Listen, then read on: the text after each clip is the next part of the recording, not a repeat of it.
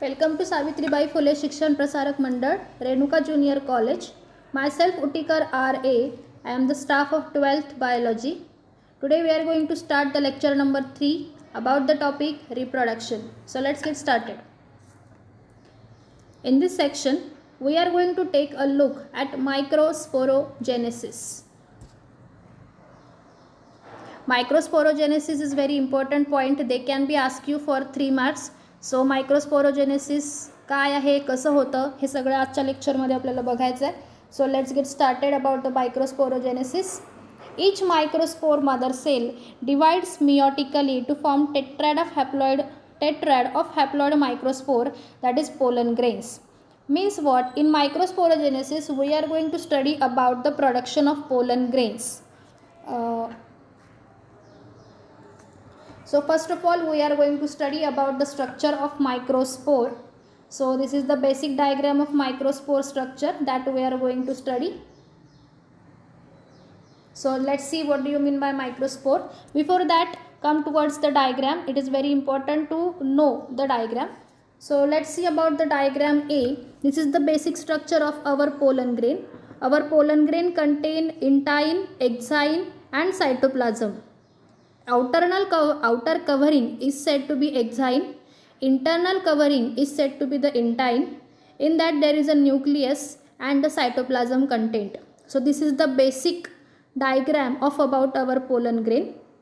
The pores which are present between them, between exine and intine, is said to be the germ pore, and that germ pore is necessary for the production of pollen tube. So first of all let's see the description of it.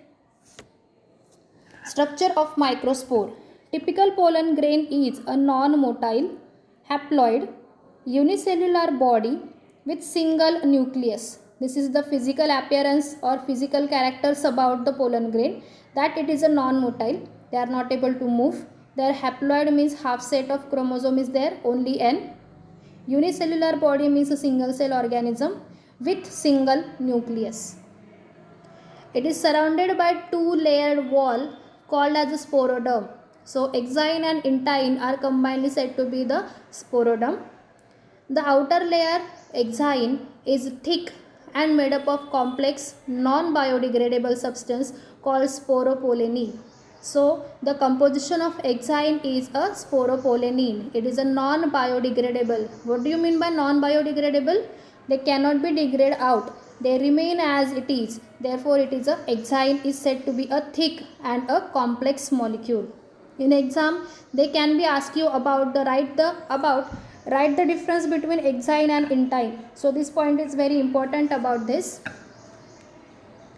It may be smooth or with the sculpted pattern that is characteristics of a species.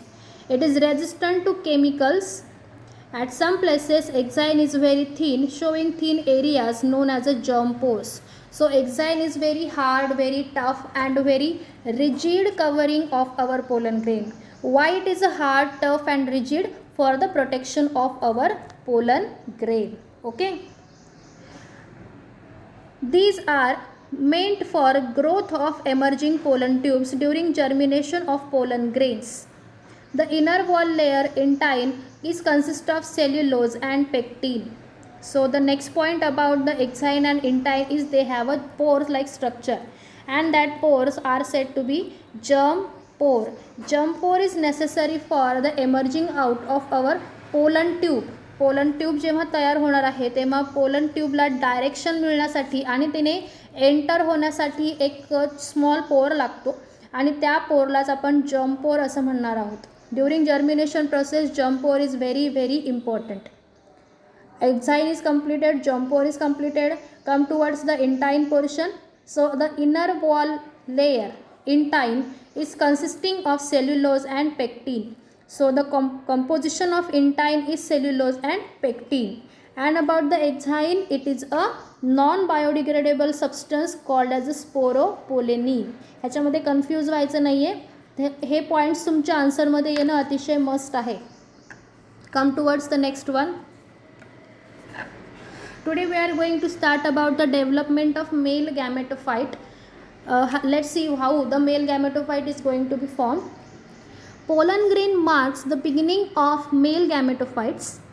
It undergoes first mitotic division to produce bigger, naked vegetative cell and small, thin generative cell.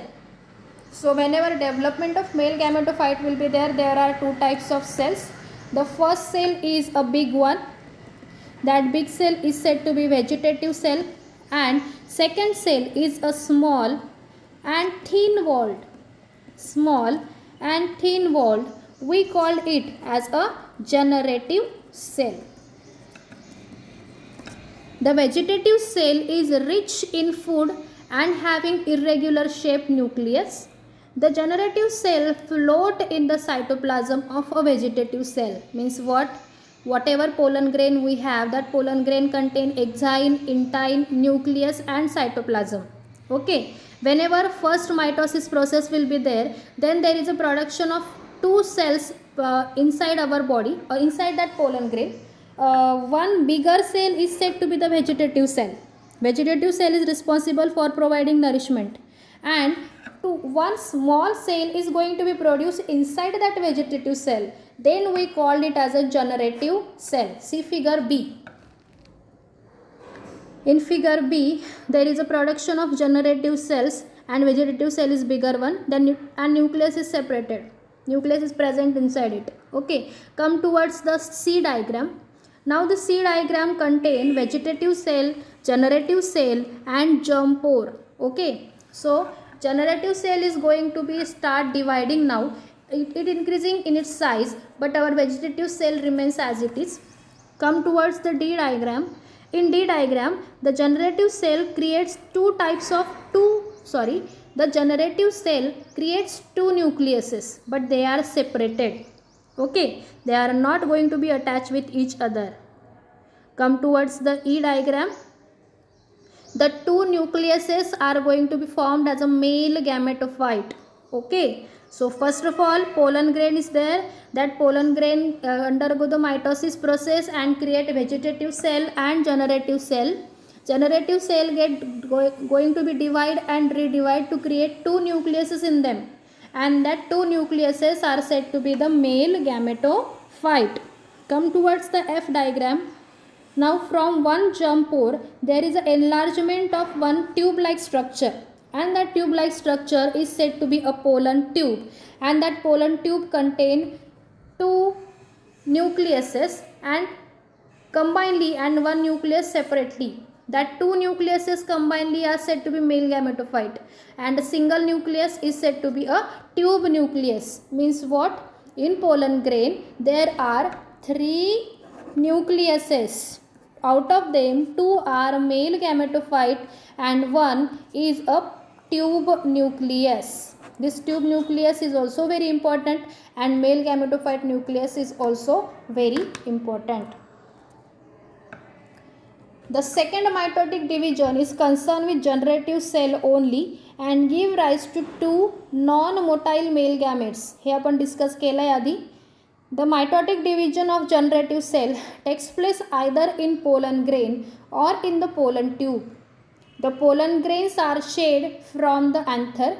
At this two-cell stage is in most of the angiosperms. So whatever two male gametophytes are created, that are created by the mitosis process, and that pollen grain are necessary for the creation of these two male nucleuses. Thank you. Our next lecture will be on the megasporogenesis. Thank you.